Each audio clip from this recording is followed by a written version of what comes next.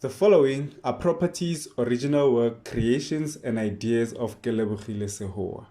The ElementRings brand includes, but is not limited to, the ElementRings Pty Ltd company, the ElementRings script, comic book or manga script, characters, movie script, ElementRings merchandise, and Negu brand. All rights claimed and reserved by Kelebogile Sehoa. Hello and welcome back to ElementRings. I hope you are as excited as I am about this release.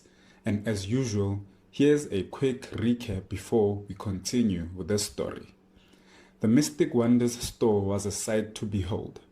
Botlhale did well in hiding how happy he was that he was there and that he was about to get the ring he thought to be cool. I wonder what kind of ring this element ring really is. If you haven't checked out the previous audios, do yourself a favor and check them out first. Now let's continue with the story. Botlhale was in such a good mood that he took his time getting to the till. He walked there and found that Jonathan and Tisetso were paying for the ring. Jonathan looks at Tisetso and asks him, "What about you, son? Don't you want anything from here?"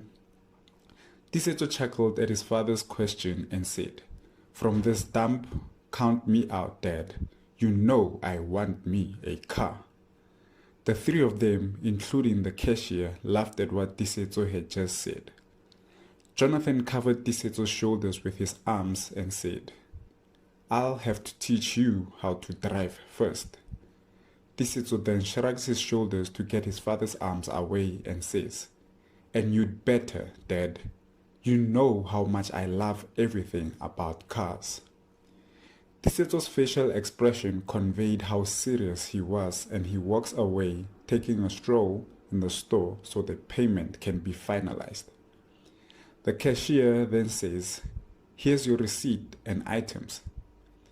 Jonathan takes the plastic bag, opens the box from within the plastic bag, takes the ring out and hands it over to Botlhale. Botlhale takes it, smiles and says, "Thanks, Mr. J."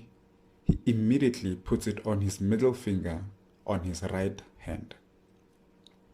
"It looks awesome on you, Botlhale," Jonathan says with a smile. "I agree with you, Mr. J. If nothing else, I think it's better on me than yours looks on you," Botlhale says while grinning, and Jonathan laughs.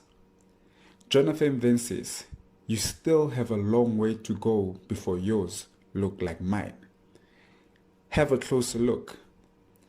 Botlhale looks at his ring and realizes that even though his is on his middle finger, the eye isn't as prominent as it was when he first saw Jonathan's ring.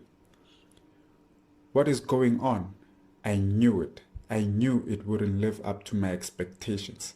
Heck, it's even a bit big for my finger," Botlhale said in a disappointed tone. "Give yourself time to warm up to it. As you grow, it will fit perfectly. Mine was like that too," said Jonathan. The cashier then said, "Go read the 2 books that come with it. Maybe that way you'll appreciate it some more." All of a sudden, Botlhale has a vision and sees himself and Jonathan overlapped by rubble and debris. Botlhale then thinks, "Why am I seeing myself and Mr. J with rubble all over us?" Botlhale then holds his head and gets dizzy and starts to grunt a bit. Jonathan gets closer to Botlhale and asks, "Kid, hey kid, are you okay?" Jonathan then thinks, "What's wrong with him? Wait a minute, that's the same thing that happened to me earlier today. What could this mean?" Jonathan then also starts grunting and holding his head and at the same time blocking his ears. "What is that loud sound? Where is it coming from? Why does my head hurt so much?" "Botlhale, take off the ring, now," Jonathan says. Unfortunately for Botlhale, he was too fixated on the same pain Jonathan was experiencing and also couldn't hear him because of the same noise Jonathan was hearing. Botlhale couldn't do as Jonathan commanded. The noise the both of them heard could also be heard by everyone in the mall. It sounded like something was approaching and it was coming in really fast. Jonathan then screams out so loud that it scares everyone in the store and in the mall as well. This was because his voice sounded monstrous and unlike that of a human being. It scared everyone. Tisetso was also horrified. When he looked over to his father, he realized that that horrifying sound was coming from him and he ran towards Jonathan. Immediately when Tisetso ran towards his father, Marro struck the store, causing a great deal of damage to it and the surrounding sections of the mall. This causes pieces of the building to fall onto Botlhale and Jonathan, and they got hurt really badly that they fell to the ground with the debris falling on them. Tisetso, on the other hand, was blown away during the impact, but he didn't get hurt that badly. His fall was broken by a giant rubber ball of water that was on display in the store. Everyone in the mall was now in a state of panic. Outside the Mystic Wonders store, Otlalefile was in so much shock that all he could do was point at the store and say, "Mommy, we have to help bro." Otlalefile was too young to understand what had just happened, but he knew his brother needed help. At this point, the entrance to the store had been barricaded by debris.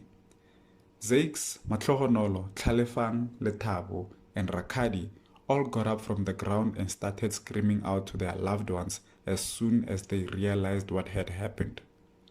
Unfortunately for them, no one answered. Lethabo was in tears when she said, "We have to get them out of there. Father!" Back in the Mystic Wonders store, the people who were not hurt or struck by the rock or debris saw something horrifying. It was a huge hole. Marro's rock created it when it struck the building, and it was almost as big as the whole store. Jonathan was on the ground when he came to. He realized that he had debris on his body and couldn't move. He looked around and saw Tisetso was okay and that he was getting up from the ground. This brought him some comfort, but it wasn't enough as he couldn't see Botlhale. "I hope Botlhale is also okay," Jonathan said before losing consciousness. Tisetso was crawling on all fours heading towards Botlhale. When he put his finger on his neck, Botlhale still had a faint pulse and was holding on tightly to his items. "Good, he has a pulse.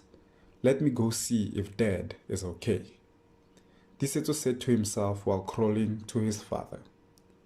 And that's the end of the 23rd release. Marro has arrived and he has caused so much turmoil for our main characters. What really happened? What was the vision Botlhale saw?